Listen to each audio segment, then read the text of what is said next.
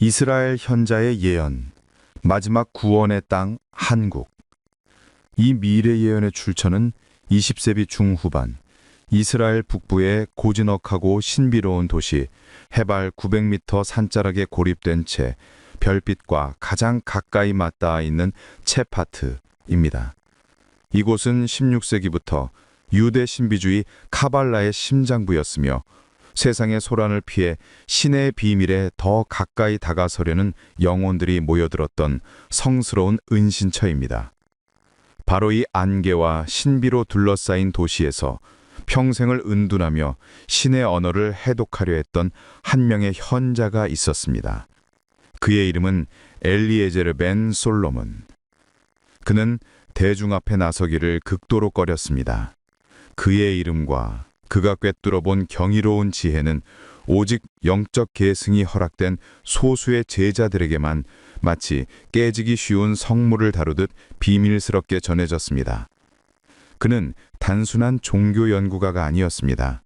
그는 신이 이 우주를 창조할 때 사용했던 설계도, 그 거대한 청사진의 비밀이 암호처럼 숨겨져 있다는 토라의 심층을 탐구하는데 일생을 바친 신의 암호 해독가였습니다.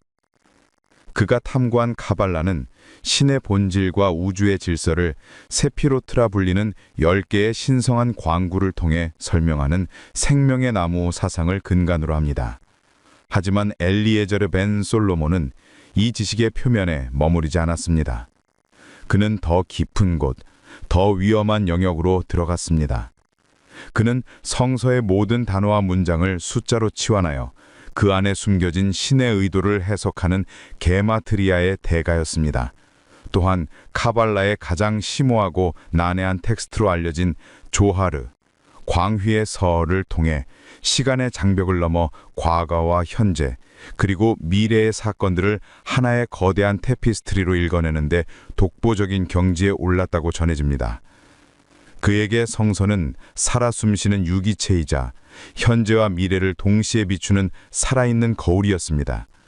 우주의 모든 법칙과 인류 역사의 모든 분기점이 그 안에 정교한 암호로 새겨져 있다고 그는 믿었습니다. 그의 제자들은 그가 신의 언어로 쓰인 이 거대한 우주의 청사진을 해독하는 성스러우면서도 두려운 능력을 지녔다고 굳게 믿었습니다. 그는 왜 평생을 은둔해야만 했을까요? 그것은 그가 보아보는 미래가 너무나도 무겁고 어쩌면 세상이 감당하기에 너무나도 위험했기 때문일지도 모릅니다.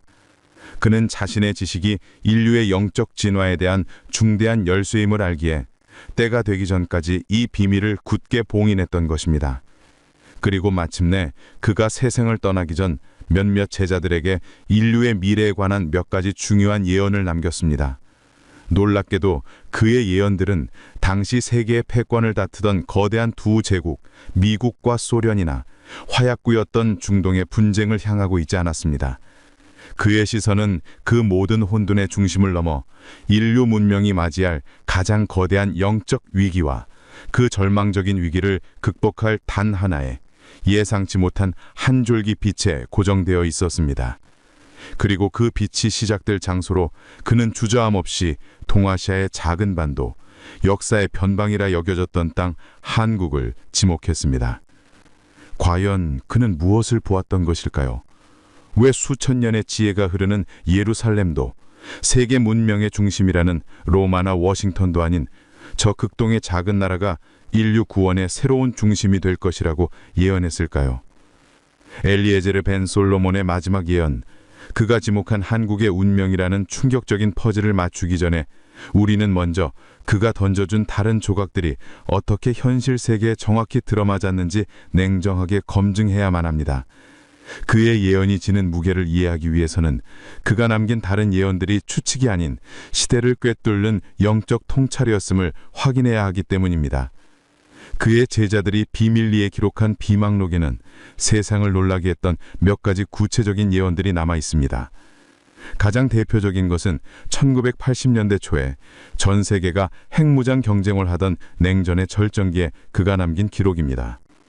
미증유의 군비 경쟁 속에서 인류는 상호 확증 파괴라는 끔찍한 단어에 의지하여 위태로운 평화를 유지하고 있었습니다. 거대한 곰과 독수리가 서로를 향해 발톱을 세우고 있지만 저들의 힘이 세상을 가르지는 못할 것이다. 머지않아 사람들의 손에 의해 세워진 거대한 장벽이 무너져 내릴 것이다. 그러나 똑똑히 보라. 그것은 총이나 탱크에 의해 무너지는 철의 장벽이 아니다. 그것은 수십 년간 인간의 마음속에 세워진 불신의 장벽이다. 그 차가운 불신의 담장이 인간의 뜨거운 열망에 의해 허물어질 때 이념의 노예였던 흩어졌던 형제들은 한 광장에서 다시 만나 얼싸안고 춤을 추게 될 것이다. 당시에는 누구도 상상하지 못한 이 예언은 1989년 9월 9일 베를린 장벽이 무너지는 감격적인 역사의 현장에서 정확하게 실현되었습니다. 그는 정치적 분석이나 군사적 예측을 한 것이 아니었습니다. 그는 자유를 향한 억압된 영혼의 에너지가 더 이상 견딜 수 없는 임계점에 도달했다는 것을 영적으로 감지했던 것입니다. 그는 철의 막이 걷히는 것이 아니라 인간의 영혼을 가두었던 막이 걷히는 것을 본 것입니다. 하지만 그의 통찰력을 더욱 소름 끼치게 증명하는 것은 바로 오늘날 우리가 살아가는 이 시대를 향한 두 번째 경고입니다. 그는 컴퓨터조차 대중화되지 않았던 시절, 네트워크라는 개념조차 희미했던 시절에 이렇게 경고했습니다. 머지않아 세상을 촘촘히 덮은 보이지 않는 거미줄이 나타나 모든 사람의 집과 나아가 모든 사람의 손바닥 안으로 파고들 것이다. 그 거미줄을 통해 인류는 역사상 가장 방대한 지식을 손에 넣게 될 것이다. 인류는 스스로 신이 되었다고 착각할 만큼 박식해질 것이다. 그러나 뒤에야 그의 예언은 진짜 무게를 드러냅니다. 그러나 지식의 강물이 넘쳐날수록 지혜의 샘은 말라붙을 것이며 사람들은 더 많이 알게 될수록 더 깊이 고립될 것이다. 인류는 그 거미줄 안에서 그 어느 때보다 연결되었다고 믿을 것이지만 실은 각자의 영혼은 그 어느 때보다 고립될 것이다. 지식의 홍수 속에서 우리는 가장 목마른 존재가 될 것이며 소통의 광장 속에서 가장 외로운 존재가 될 것이다. 이것은 인터넷과 스마트폰의 등장을 놀라울 정도로 정확하게 묘사한 것입니다. 하지만 더 무서운 것은 그 뒷부분, 바로 그 역설에 대한 통찰입니다. 지식은 넘치지만 지혜는 마르고 연결될수록 고립된다. 우리는 지금 이 예언의 한복판에 살고 있습니다. 우리는 손가락 하나로 우주의 지식을 검색할 수 있지만 정작 어떻게 살아야 하는지, 나는 누구인지에 대한 근본적인 지혜를 잃어버렸습니다. 소셜미디어 속 수많은 친구와 팔로워 속에서 우리는 가장 극심한 고독감을 느낍니다. 지식의 홍수 속에서 우리는 무엇이 진실인지 판단할 능력을 잃고 알고리즘이라는 보이지 않는 거미줄에 갇혀 표류하고 있습니다. 이러한 예언들은 엘리에제르 벤 솔로몬이 단순한 몽상가가 아님을 명백히 증명합니다. 그는 카발라의 신비로운 지혜를 통해 시대의 표면 아래에서 흐르는 거대한 영적 조류를, 인간 의식의 거대한 흐름을 읽어낼 수 있었던 관찰자였습니다.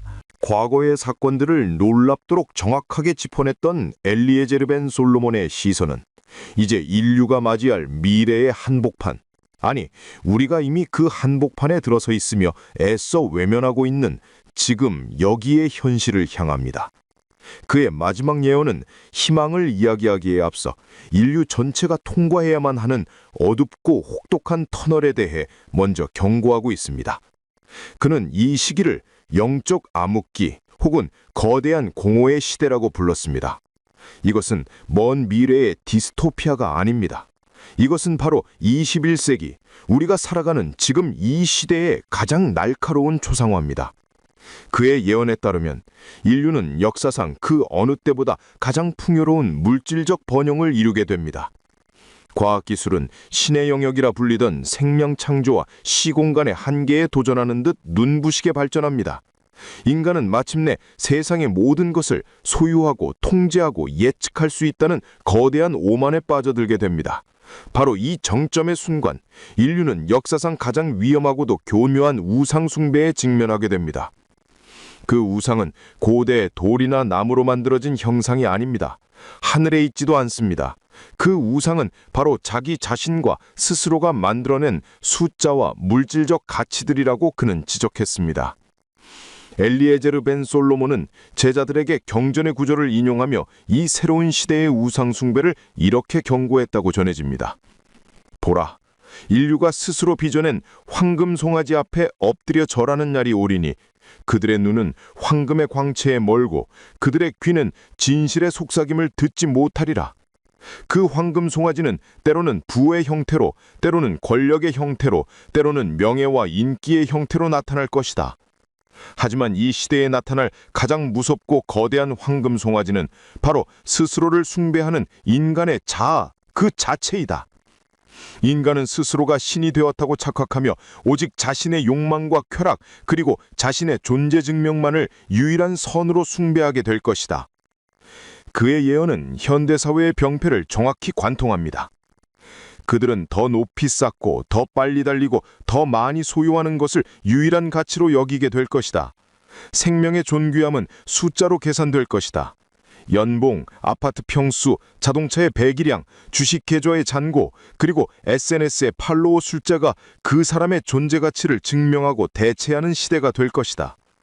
사랑과 자비, 연민과 같은 영혼의 가치들은 거래의 수단으로 전락하거나 계산 불가능하다는 이유로 어리석음으로 치부될 것이다. 내면의 목소리를 듣는 지혜와 성찰은 생산성이 떨어진다는 이유로 경멸당할 것이다. 신이 세상을 보시기에 좋았더라 하며 만든 생명의 질서를 인간 스스로가 거스르고 파괴하며 오직 효율과 경쟁 그리고 무한한 성장에 혼돈을 숭배하는 악한 세상을 만들게 되리라. 이 예언은 단순히 물질주의를 비판하는 것을 넘어섭니다. 이것은 인류 문명의 근본적인 방향이 신의 섭리, 즉 우주의 근본 질서와 정반대로 나아가고 있음을 경고한 것입니다. 사람들은 더 이상 하늘의 별을 보며 영혼을 꿈꾸지 않고 손안의 작은 화면이 보여주는 찰나의 쾌락에 중독될 것입니다. 그의 두 번째 예언이었던 보이지 않는 거미줄, 즉 알고리즘이 추천하는 자극적인 영상과 편향된 정보의 감옥에 갇혀서 스스로 생각하고 판단하는 고귀한 능력을 잃어버리게 될 것입니다. 공동체의 유대감은 희미해지고 각 개인은 원자화된 섬처럼 고립되어 끊임없는 불안과 무한 경쟁 속에 살아남기 위해 발버둥치게 됩니다. 엘리에제르 벤 솔로몬이 말한 이 시대의 가장 큰 비극은 빈곤 속의 결핍이 아니라 풍요 속의 절대적인 결핍, 즉 모든 것을 가졌지만 정작 내가 왜 살아가는지, 삶의 의미가 무엇인지에 대한 근본적인 답을 잃어버리는 데 있습니다. 물질은 역사상 가장 넘친하지만 영혼은 가장 굶주리고 연결망은 촘촘하지만 인간관계는 가장 단절되며 지식은 폭발하지만 지혜는 실종된 시대. 이것이 바로 그가 본 거대한 공허의 시대의 낱낱한 모습입니다. 이러한 영적 암흑기는 특정 지역이나 문화에 국한되지 않습니다. 그의 예언대로 보이지 않는 거미줄을 통해 이 공허의 바이러스는 전 세계로 순식간에 퍼져나가 모든 인류를 집어삼킬 것이라고 합니다. 그리고 이 깊은 어둠과 혼란, 이 거대한 공허 속에서 인류는 스스로를 구원할 능력을 완전히 상실하게 됩니다. 바로 이 절망의 순간, 모든 것이 끝이라고 생각되는 바로 그때, 낡은 시대가 스스로의 모순을 견디지 못하고 무너지기 시작할 때 비로소 새로운 시작을 위한 준비가 시작된다고 엘리에제르 벤 솔로몬은 예언합니다. 세상의 어둠이 가장 짙게 깔릴 때 새벽의 빛이 가장 절실해지는 것처럼 말입니다. 이 극심한 영적 공허함이야말로 새로운 구세주가 새로운 시대의 빛이 등장해야만 하는 필연적인 시대적 배경이 되는 것입니다. 그는 이것이 끝이 아니라 낡고 병든 시대가 종말을 고하고 새로운 시대의 탄생을 알리는 거대한 진통의 시작이라고 설명합니다. 그는 구세주의 등장이 임박했음을 알리는 이 낡은 시대가 스스로 붕괴하는 몇 가지 명백한 징조들이 세상에 나타날 것이라고 예언했습니다. 이 징조들은 종말의 신호가 아니라 새로운 시대를 여는 격렬한 신호입니다. 첫 번째 징조는 하늘의 물이 땅의 경계를 넘나들고 땅의 피가 강물처럼 흐르는 것입니다. 이는 국가와 민족, 이념과 종교 간의 갈등이 임계점을 넘어 폭발하는 것을 의미합니다. 과거의 방식으로는 더 이상 해결할 수 없는 증오와 대립이 세계 곳곳에서 터져나옵니다. 이것은 단순히 영토를 차지하기 위한 고전적인 전쟁만을 의미하지 않습니다. 자원을 차지하기 위한 하늘의 불, 즉 드론과 미사일이 경계를 넘나들고 보이지 않는 사이버 공간에서의 전쟁이 현실을 파괴하며 무엇보다 인간의 마음속에 심겨진 혐오라는 불길이 모든 이성을 태워버릴 것을 의미합니다. 땅의 피는 무고한 이들의 희생이며 이는 인류가 스스로의 분열을 감당하지 못해 흘리는 눈물입니다. 두 번째 징조는 눈에 보이지 않는 역병이 세상을 덮은 것입니다. 엘리에제르 벤 솔로몬이 말한 역병은 물론 육체의 질병을 포함합니다. 전 세계를 공포로 몰아넣는 팬데믹은 사람들을 물리적으로 격리시키고 죽음에 이르게 할 것입니다.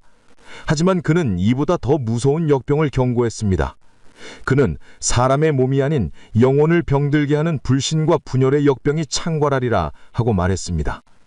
육체의 질병은 언젠가 백신으로 극복할 수 있지만 영혼의 질병은 그렇지 않습니다. 이웃이 이웃을 믿지 못하고 가족조차 서로를 의심하며 사회는 진실과 거짓의 경계가 무너진 채 극단적인 분열과 혐오로 신음하게 될 것입니다. 사람들은 서로를 잠재적인 적으로 간주하며 공동체는 면역력을 잃고 안에서부터 썩어 문드러질 것입니다. 이것은 육체의 암보다 더 근원적이고 치명적인 영혼의 암입니다. 세 번째 징조는 세대의 지혜가 단절되는 것입니다.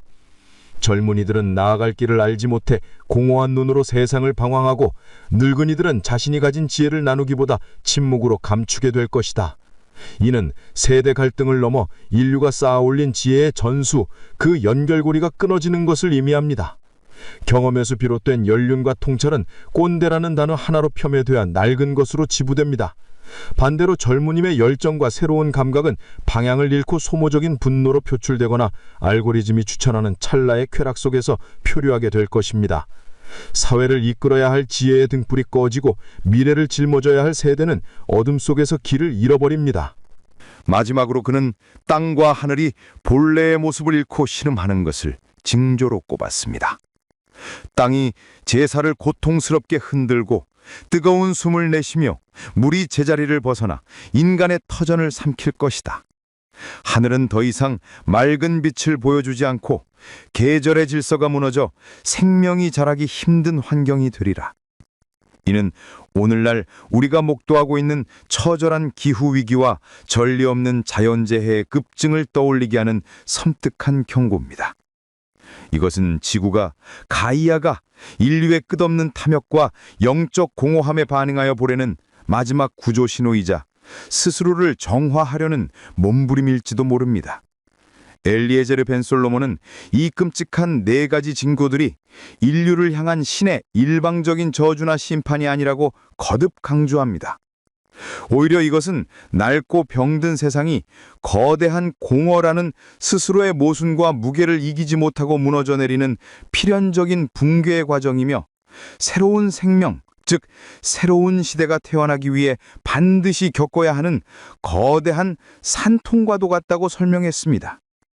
이 모든 혼돈과 고통, 절망의 정점에서 인류가 스스로의 힘으로는 더 이상 단 한 줄기의 희망도 찾지 못한다고 절망하는 바로 그 순간, 예언의 시선은 마침내 그 모든 혼돈의 중심에서 가장 멀리 떨어진 듯 보였던 동방의 한나라, 한국으로 향하게 됩니다.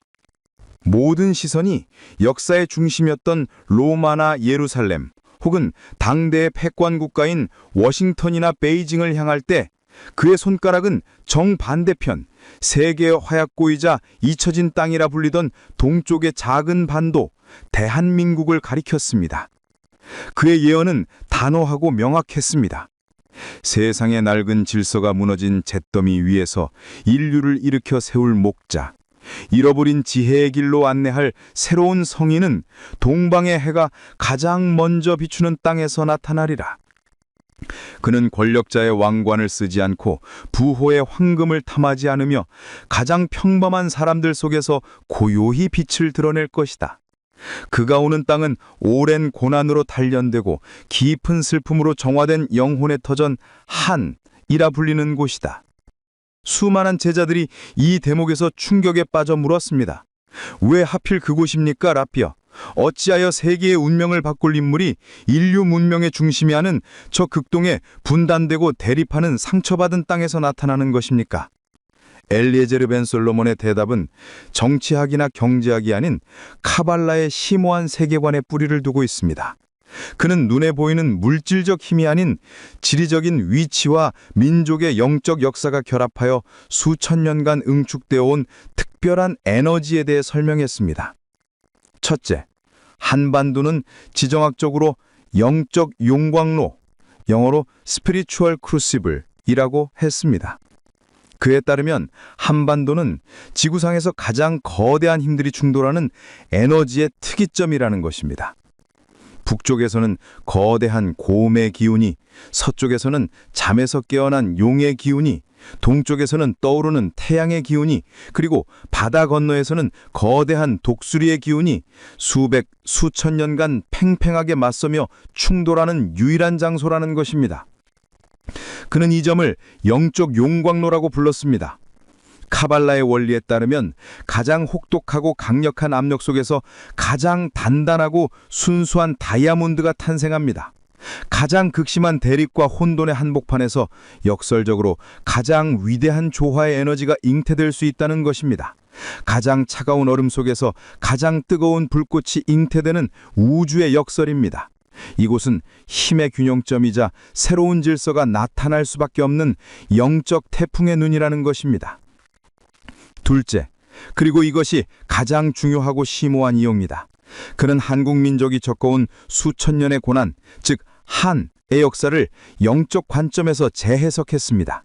그는 이 한이 서구의 영어로는 도저히 번역될 수 없는 한국 민족의 영혼에 각인된 독특한 에너지라고 했습니다. 세상 사람들은 이 한을 단순한 원망이나 슬픔, 분노 혹은 체념으로 오해합니다. 하지만 엘리에제르는 그 표면 아래 숨겨진 거대한 영적 자산을 보았습니다. 그는 이 한이 슬픔의 퇴적이 아니라 수천 년간 겪어온 억압과 고통을 내면으로 사귀고 승화시키려는 거대한 영적 몸부림의 결정체라고 했습니다. 수많은 외세의 침략과 내분, 가난, 그리고 역사상 가장 참혹한 동족상잔의 비극을 겪으면서도 결코 꺾이지 않고 그 모든 고통을 안으로 끌어안고 견뎌온 역사. 이것은 민족 전체의 영혼을 재련하는 거대한 연단, 연금의 과정이었다는 것입니다. 이 끔찍한 고통과 슬픔의 불길 속에서 한국인들의 영혼은 세상 그 어떤 민족보다 고통의 본질을 깊이 이해하게 되었습니다. 그리고 바로 여기에서 한의 위대한 영적 연금술이 일어납니다. 가장 깊은 고통을 겪어본 영혼만이 타인의 고통에 가장 깊이 공감할 수 있습니다. 엘리에제르는 이 한이 승화될 때 이 세상 그 어떤 에너지보다 강력한 정화의 에너지이자 궁극의 연민, 컴패션으로 바뀔 수 있다고 보았습니다. 이것이 바로 카발라에서 말하는 신의 가장 위대한 속성 중 하나인 체세드, 즉 자비의 완성된 형태라는 것입니다. 물질 문명의 정점에서 거대한 공허에 빠진 서구와 힘의 논리에 중독된 강대국들은 결코 가질 수 없는 것, 돈으로도 군사력으로도 얻을 수 없는 이 영적 자산이야말로 영적 암흑기를 끝내고 새로운 시대를 열 구세주가 필요로 하는 가장 핵심적인 자질이라고 그는 강조했습니다. 가장 고통받은 땅에서 가장 위대한 치유자가 태어나는 것, 이것이 그가 본 우주의 섭리였습니다. 그의 예언은 이제 바로 그 고난으로 정화된 땅에서 나타날 구원자의 구체적인 모습으로 이어집니다. 인류는 절망의 순간마다 구원자를 상상해왔습니다. 하늘을 가르는 초인적인 힘을 가진 영웅, 화려한 언변으로 대중을 사로잡는 혁명가 혹은 신성한 후광에 둘러싸여 기적을 행하는 종교 지도자를 말입니다. 하지만 엘리에제르가 본 예언의 속의 구세주는 그 모든 이미지와 정반대의 모습으로 우리 곁에 다가옵니다. 그는 가장 낮은 곳에서 피어나는 들꽃처럼 가장 평범하고 눈에 띄지 않는 모습으로 나타날 것입니다.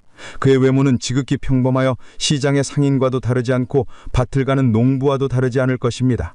그는 화려한 옷을 입지 않으며 명예나 권력을 갈망하지도 않습니다. 그의 이름은 세상에 널리 알려지지 않을 것이며 스스로를 드러내기 위해 목소리를 높이는 일도 없을 것입니다. 그는 부자나 권력자가 아닌 영적 암흑기에 가장 고통받는 이들, 가난하고 소외된 이들의 이웃으로 살아가며 그들의 고통을 가장 가까이에서 함께할 것입니다. 세상은 그의 위대함을 한눈에 알아보지 못할 것입니다. 심지어 그의 곁을 스쳐 지나가면서도 그와 대화를 나누면서도 그가 누구인지 깨닫지 못할 수도 있습니다. 하지만 그의 내면은 세상 누구와도 비교할 수 없는 깊이와 빛을 담고 있습니다. 영적으로 깨어있는 자, 거대한 공허 속에서도 순수한 마음을 가진 자만이 그의 진정한 모습을 감지할 수 있을 것입니다. 예언은 그의 내면적 특징, 그가 지닌 신성한 심의 본질을 카발라 생명의 나무의 핵심 개념을 통해 다음과 같이 묘사합니다. 첫째, 그의 눈은 세상의 모든 슬픔을 담고 있는 바다와 같을 것입니다. 이것은 자비, 체세드입니다. 그의 시선은 한 인간의 삶을 넘어 인류가 겪어온 모든 고통의 역사를 꿰뚫어보는 듯한 깊이를 지니고 있습니다.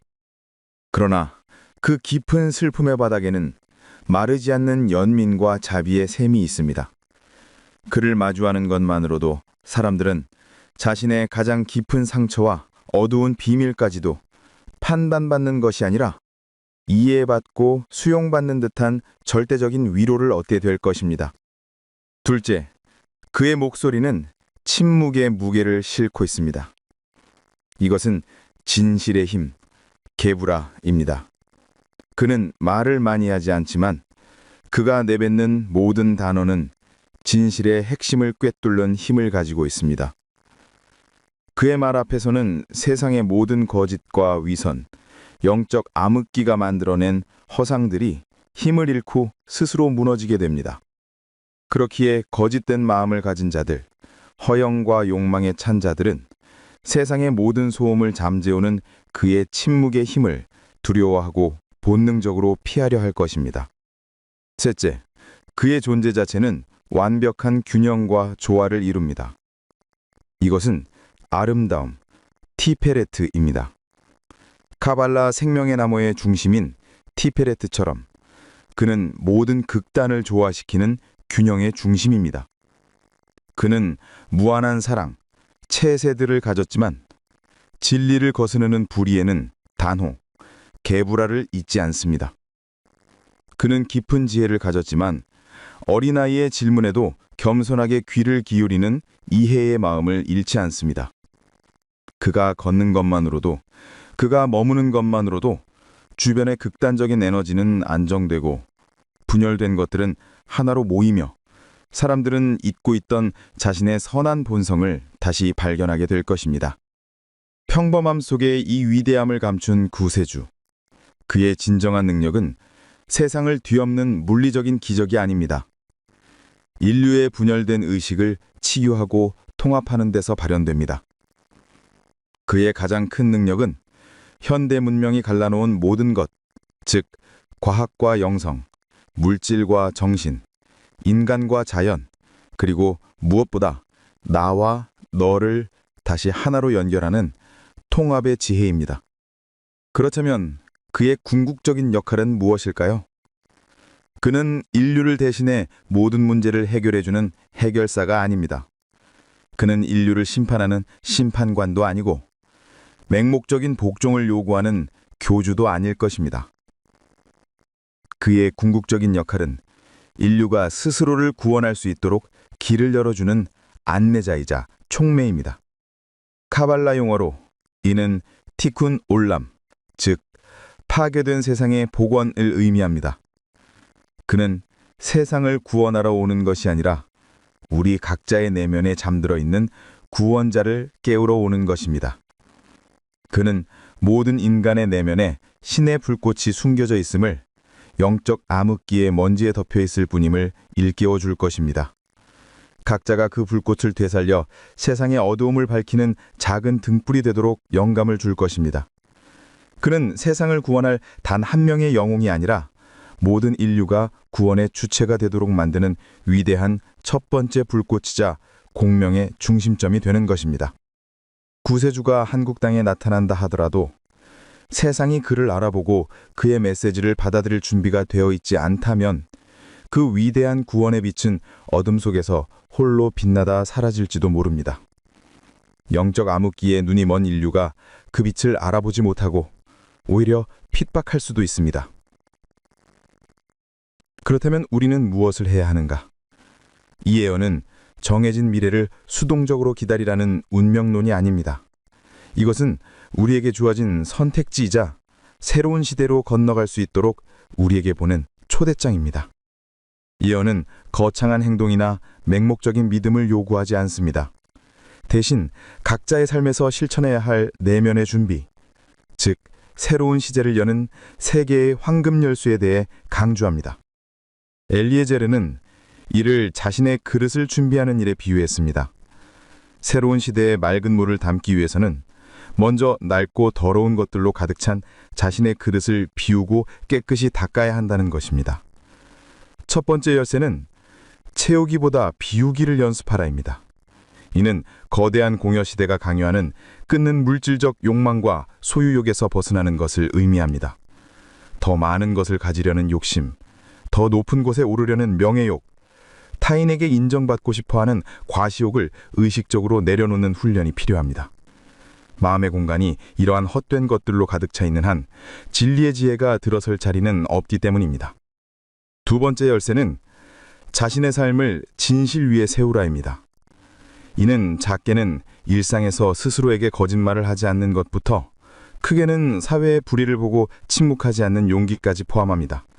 스스로에게 정직하고 타인에게 진실하며 공동체 안에서 정의를 추구하는 삶의 태도가 곧 깨끗한 그릇의 바탕이 됩니다.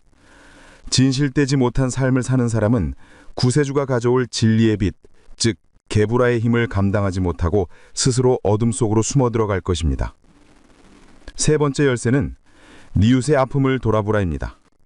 구세주의 가장 핵심적인 성품이 세상의 고통을 끌어안는 깊은 자비, 체세드에 있는 것 듯이 그를 맞이하게 준비가 된 사람도 타인의 고통에 공감하는 마음을 가져야 합니다. 나의 성공과 안위만을 추구하는 이기적인 삶에서 벗어나 주변에 약하고 소외된 이들에게 대가 없는 친절과 도움을 베푸는 삶을 살아야 합니다. 이 연민의 마음이야말로 영혼의 연호를 이해할 수 있는 유일한 귀가 될 것입니다. 결론적으로 엘리에제르 벤 솔로몬의 예언은 우리에게 두려움이나 공포를 주기 위함이 아닙니다. 세상에 나타날 징조들은 끝을 알리는 신호가 아니라 새로운 시작을 위한 진통의 소리입니다. 그의 예언은 우리에게 수동적으로 구세주를 기다리라고 말하지 않습니다. 오히려 우리 각자가 자신의 삶에서 작은 구원을 실천함으로써 위대한 구원의 시대를 맞이할 준비를 하라고 촉구하는 가장 강력한 희망의 메시지입니다. 구세주를 기다리는 가장 좋은 방법은 우리 스스로가 작은 구원이 되는 것입니다. 구세주는 홀로 세상을 바꾸는 영혼이 아니라 이 세계의 열쇠로 준비된 수많은 사람들의 마음을 하나로 연결하여 새로운 세상을 함께 열어갈 첫 번째 불꽃이 될 것입니다. 그의 예언이 실현될지 언제 어떻게 이루어질지는 아무도 알 수 없습니다. 하지만 한 가지는 분명합니다. 그의 메시지는 먼 미래의 신비로운 이야기가 아니라 바로 오늘을 살아가는 우리의 삶의 기로에서 바로 지금 이 순간에 우리의 선택에서 시작되고 있다는 것입니다. 어떤 세상을 맞이할 것인지는 결국 우리 각자의 선택과 실천에 달려 있을지 모릅니다. 여러분이 생각하시는 분이 있다면 댓글로 남겨 공유해 주세요. 시청해 주셔서 감사합니다.